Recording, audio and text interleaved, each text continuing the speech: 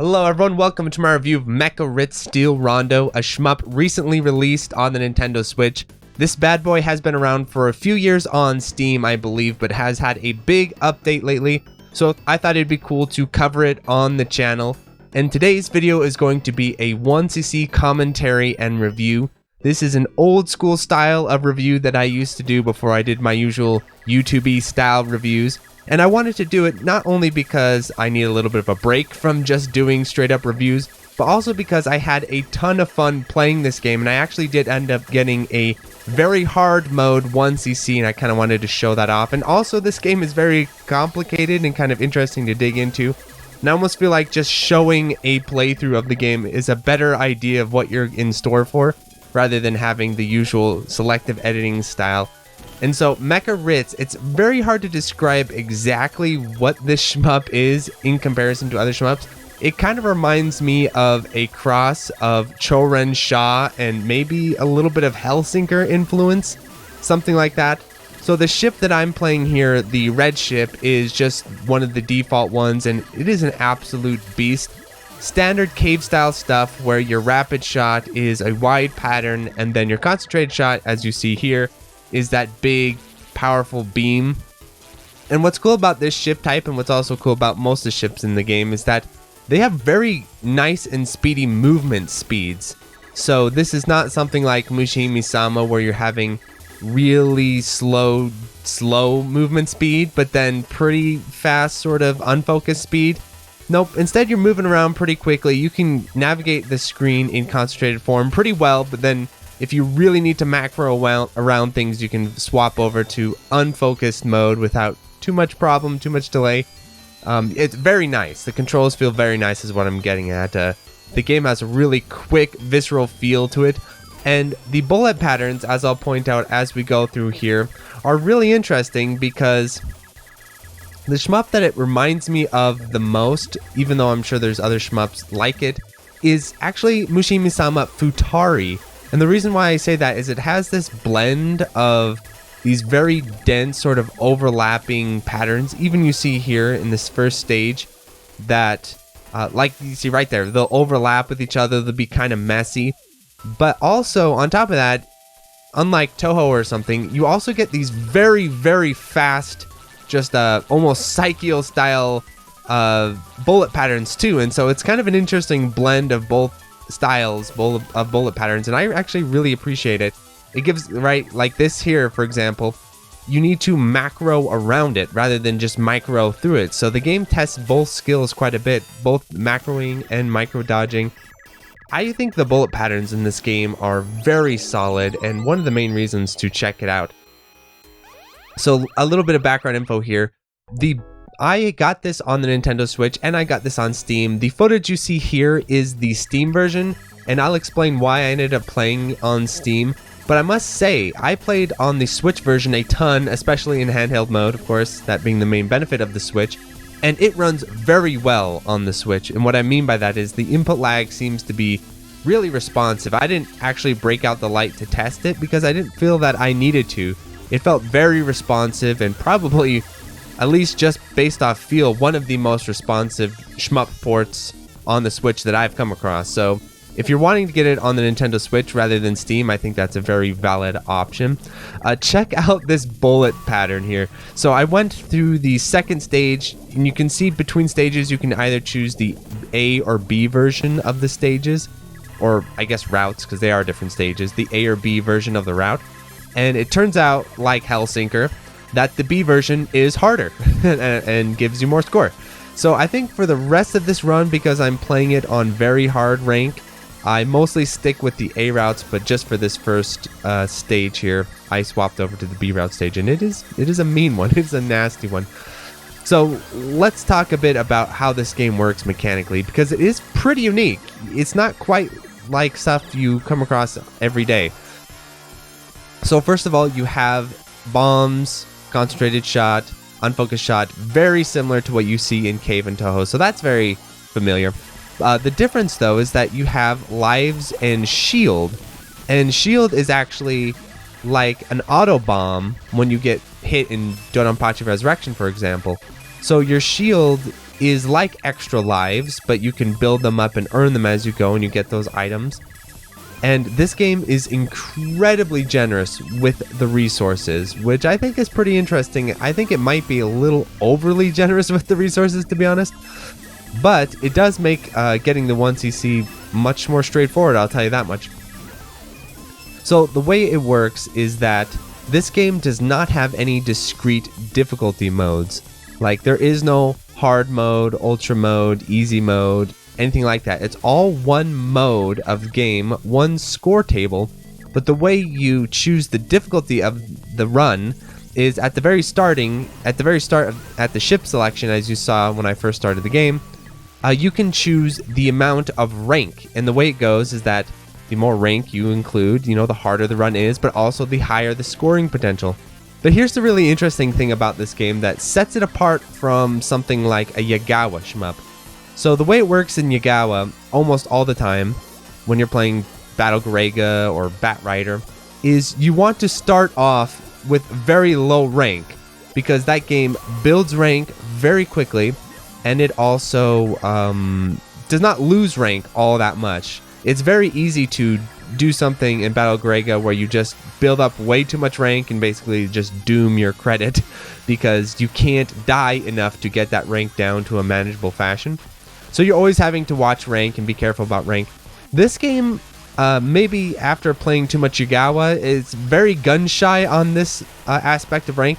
So it does something very different, which is that gaining rank in this game is actually kind of an achievement. Like, if you're gaining rank, that's like a good thing rather than a bad thing. And the reason why is because the game is extremely kind with its ranking system and its difficulty balance. So the more you die, the more you get hit, as you're seeing here, the more it drops your rank. And it drops it by quite a lot. And so you have to actually be playing well and on top of things to keep your rank going. And that keeps you getting more points and everything like that. And so what ends up happening, it's pretty interesting, is what ends up happening is when you're playing for score, the game's patterns and ranking system can be punishing because you want to make sure that you're keeping your rank high so that you can get your points and all your bonuses and everything. But when you're playing for survival, it almost makes the survival gameplay too easy in a sense, or too fail-safe. And the reason why I say that is because, for example, no matter if you can beat the game on fairly mild rank, medium rank, which I'm able to do, and I think a lot of experienced shmup players will be able to do, the question of not getting the clear is kind of off the table because the game gives you tons of resources, it gives you tons of lives and shields, but if you start to get in trouble, it'll also dial back the rank, so that you can basically finish every credit. It's like the reverse of Battle Garega, where it's extremely marathon friendly. So if you're going to play this game, if you're going to play a shmup in Shmup Slam, and you're a little bit nervous, where you don't want a credit that will lose, Steel Rondo, Mecha Ritz, so many titles.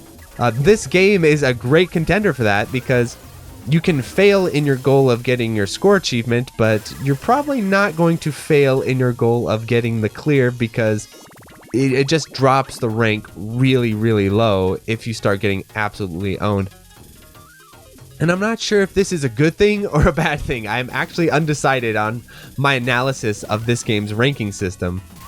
More experienced players should weigh in on what they think, because it is kind of nice when you're going through and you can kind of more gradually build up the difficulty that you play at. For example, I probably wouldn't be playing at very hard difficulty if the ranking system wasn't so lenient, because what would happen is, as I get to the later portions of the game, especially the final stage, which is this brutal boss rush that's much more difficult than the rest of the game for the most part, I'd get owned, right? Because I wouldn't be able to clear that section of the game on very hard. But since I'm able to clear that section on medium difficulty, what I can do is play most of the game at very high rank. As you can see here, I'm at 245 rank. That's higher than my starting rank, I believe. So I'm playing well. I'm not losing my rank too much. But I won't lose out on the potential 1cc because I can always count on, if things go sideways, getting a lower rank at the end of the game. It's very interesting, and I can't like I said, I can't quite decide if it's good or not. I think it's definitely good in terms of accessibility, in terms of sanity when it comes to going for high scoring runs, because you're not getting that wall of death at the end of the game, which you get in most shmups, especially when you play them at high difficulty.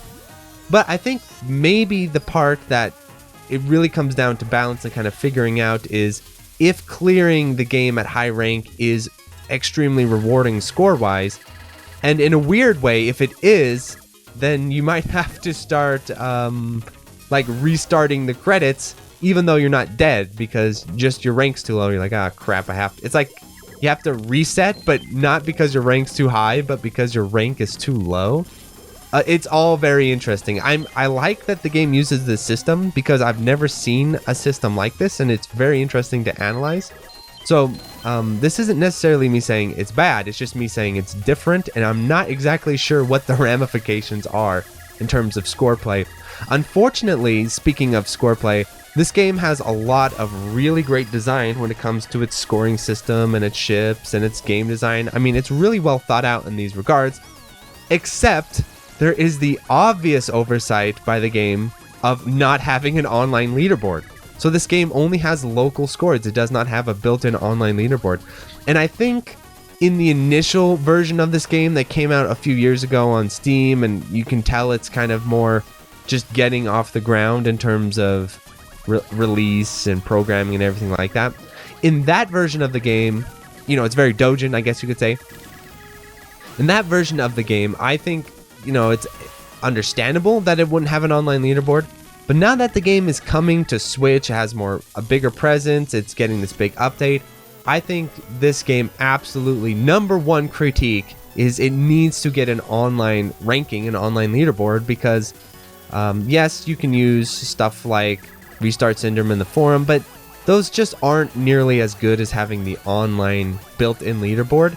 And in this game, it really was a huge oversight for me because I really wanted to check what the scores were, what the world record was, or the highest score was, and maybe even see replays of that sort of thing, or at least be able to compare the replays that are available to the online leaderboard and everything. But because that resource isn't there, unfortunately, you know, and maybe this game is one of those games that has the leaderboards, but it's like in the back on Steam, and you have to go to the Steam page like Danmaku Unlimited 3. If that's the case, it still doesn't count in my opinion, because those leaderboards are awful. No one likes them, no one uses them, 99% of players don't know about them. So integrate the leaderboard into the game in some fashion. Make it happen. Absolutely.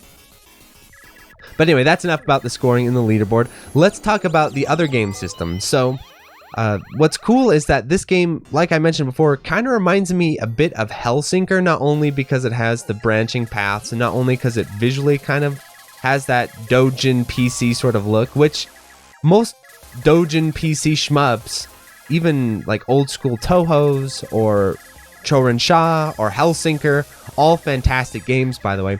None of these shmups are available on consoles at all.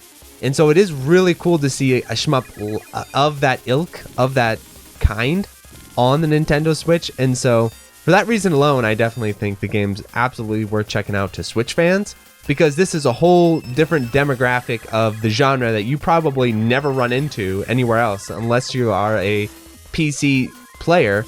And not only do you need to be a PC player, but you need to be one of those homey PC players who will actually play shmups outside of Steam, because funnily enough, a lot of players, even though Steam is just a client, it isn't a platform necessarily, they won't play Dojin shmups because they're not on Steam. It baffles me to this day, but it happens. So you'd have to play them through what's up. Oh god, I can't remember the website, but there's like this Chinese website that you buy a lot of them off of. And the crazy thing about it is, if you try and buy them, because one time I tried to log onto that Chinese website at work to just check on something, and my web blocker at work was like, this site is banned because it's full of hentai or something. I was like, whoa, okay, whoops, I wasn't misunderstanding. It's just an automated thing built in my computer, like I wasn't getting a call. But yeah, so I do understand that aspect, but still, it's worth the dive into that sort of place to get these games. So it is cool.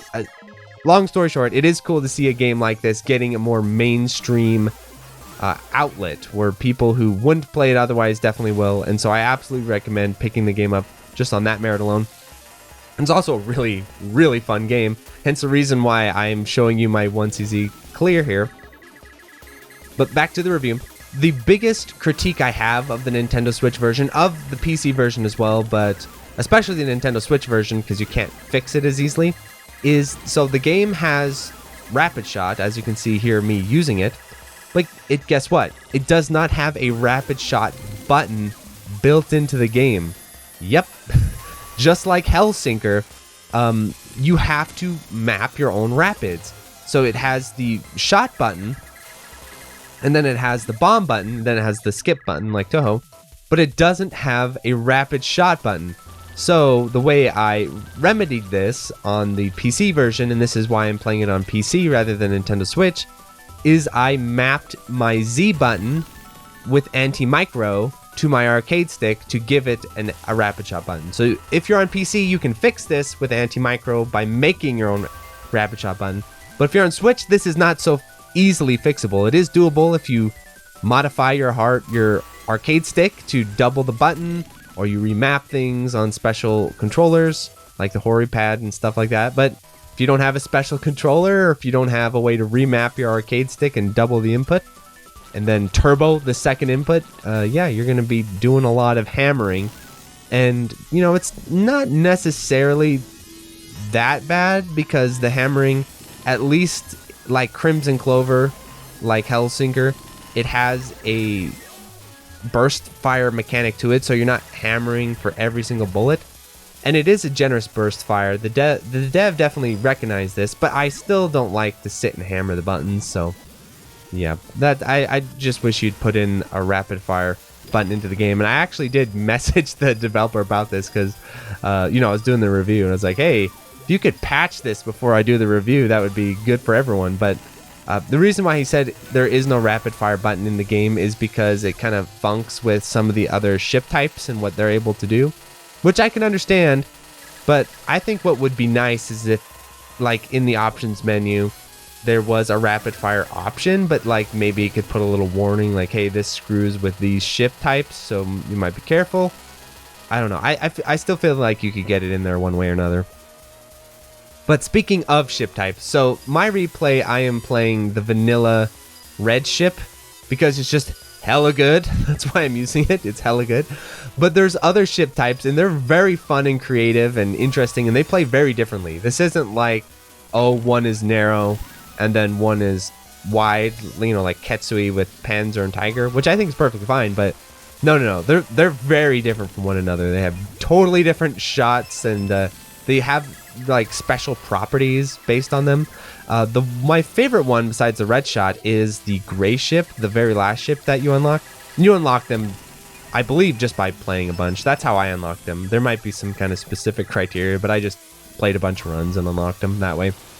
But the gray ship at the end, and there's also alternate versions of them, I believe, but the gray ship at the end is really cool because it has these options, and then you can plant the options, and then you can sort of swing around the options and control them manually. Again, reminds me of something in Hellsinker or something like that. It's very cool and very different. So the ships do play radically different from each other, and they're not just slight variations. They do play radically different, and it would be interesting to see which ship is the best in terms of score. And I'm sure some very experienced players could tell me, but fortunately, again, I would love to see an online leaderboard so that I could see for myself what is the highest scoring ship in the game. One of the big virtues of the game, though, whether or not you agree with the ranking system, is the fact that all the game's runs and scores are tied into the same leaderboard because they're all the same mode. It's just what rank you're using in the mode. I really like that. I really like it, and how like flexible the rank is and how granular it is. Like you see here, I'm at rank 247. It keeps going up and up, and like it's a very gradual rank build rather than something like DOJ maybe. There's some games, it's hard to exactly pin them down, where the rank is very just is a lot less sort of granular, and it's just sort of like, okay, now you're at high rank really quickly. This game slowly and steadily builds it up. The difficulty curve of this game is interesting, speaking of slow build up, where it is a very gradual, kind, linear difficulty curve. And this is becoming more and more common, I'm noticing, because I think we live in the era of no longer having arcade machines and having to take people's tokens by stage 3. That's kind of just the rule of an arcade machine, is like, okay, by stage 3, we need to start taking 80% of the players' coins, you know, the random walker people who walk by. We need to take their coin by stage 3, so that's when the difficulty spike kicks in. But since that's not really a factor in design anymore, what shmups are doing now is they have a more gradual, linear build-up, you know, like console shmups of the past. And again, I don't think that's necessarily good or bad. It's just depending on what you're looking for, and you know, it is what it is. And so that is a fun aspect of this game. If you're a new player, you're new to Bullet Hell, this is a great introductory shmup into Bullet Hell, but you know, with its own unique twist and stuff. And I also think people who enjoy more classic style shmups, like the R-Type fans and everyone like that, I think they'll find something to enjoy in this game as well, because it is a little bit more quirky than like a cave game, and there's a little bit more going on with the way the shields work. That's very forgiving. The life system, the bomb system, it's very forgiving with its bombs and encourages you to use those. Then the different ship types and the way you can kind of play with them. So I think there's going to be a lot in this game for everyone. I think the biggest problem people are going to have with the game, the biggest drawback of the game, is just the visual design. No, I actually quite like the visual design, and I do think it's cool how you can change the bullet colors and the explosion colors. Like, I chose to have these blue bullets here because I thought blue-red would contrast from each other very nicely and look nice in the video. But you can change the bullet colors to be all these different types of things. And I do love, again, the visual design reminds me a ton, especially this stage here, of Cho Ren Sha 68K.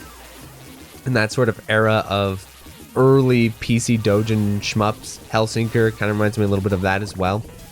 But, you know, it is a niche sort of style. It's not a style that's going to catch on in the mainstream at all. You kind of need to be into shmups to really be, you know, sold on the visuals. Though I do think they are well done, and they're expressive, and they're visceral, and the explosions are fun, and it's well done. But you know what I'm saying? It's a little bit more niche of a visual style.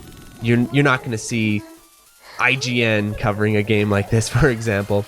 So it would, and I do think he changed the visual style a little bit from the older version, and I did fire up the older version at the recommendation of some people because they liked the older version. I personally must say I do like the newer update better than the older update, visually and everything. It's just a little bit more polished, and that little bit extra polish I think goes a long way. So here we go. This final stage here is really cool, and it's like a boss rush basically, and it's interesting because the boss fights in this game are really dynamic. And like I said when I did the Gun Vein review, one thing I really appreciate about this game's level design is how smoothly it transitions through its sections.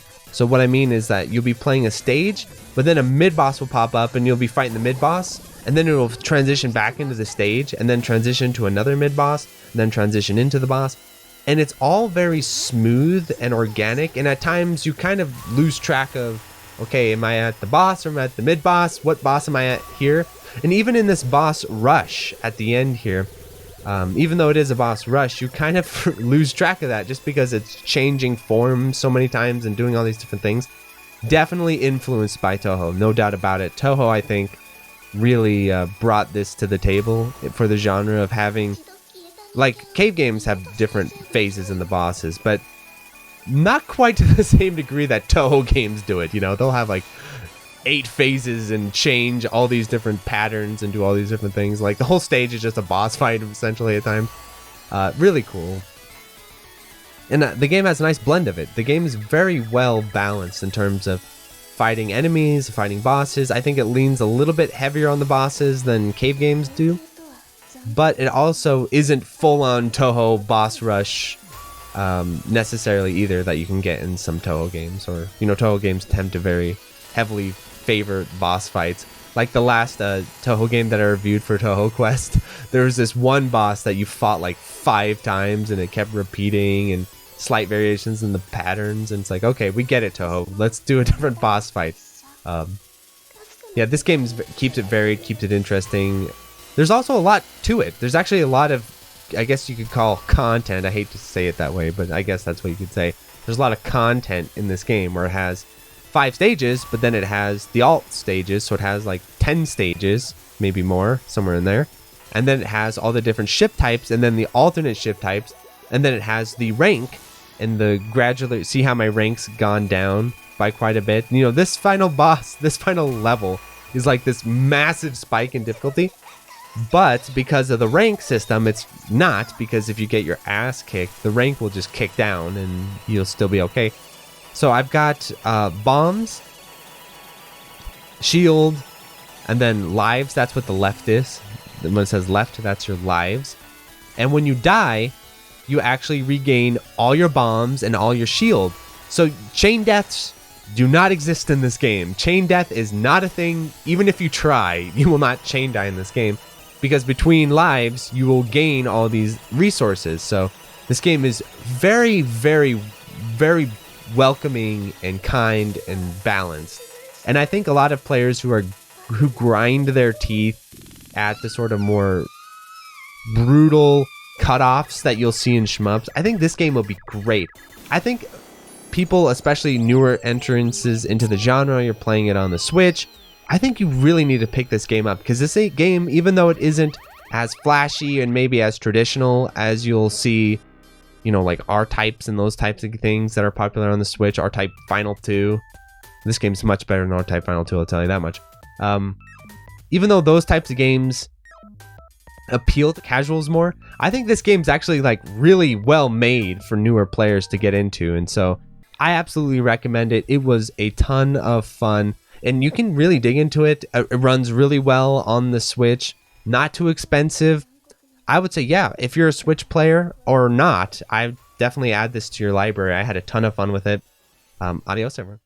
So thank you to the $5 patrons: 100, Dingo, Another Joe, Anthony A, Aaron Solis, Bo, Ben, Bettino, Blur SDG, Borgie22, Brian Shiver, Chris Yusufovich, Chronic Burnout 3, Climby Coyote, Cook Some Soup, Corey Mark, Des Audio, Darren Griffin, Disco Staslaya, DJ420 Praise It, Eric H, Fantaside, FCK, Full Set, Retro Schmupper, Housu, J, JLab, JBRPG, John Kelly, Gameboy Guru, K, K2, KZ, Khalil Reedy, Contain, Larridge, Malaise, Matthew Deragish, Maz, Megadeth 859, Minung, Mechalin, Michael Stum, Mitchell Y, Queen Charlene, Nathaniel Davis, and Electron Neon Dagger Games, Okla Kugels, Psycho Blizzard, Rattlecat, Raoul, Real Skeen, Riff Mason, Rolf015, Sarah, Scanline City, Seesaw SDG, 7 Overdose, Shmup Junkie, Sarah Pong, Steve Fiction, The Boot Rex, The Dirty Screech, The N1, The Old Bensta, TRM, Sugumo, Twilight EX, Utakoi Roots, Wabby Legs, Bog Hog, and Utakaya. Thanks for watching.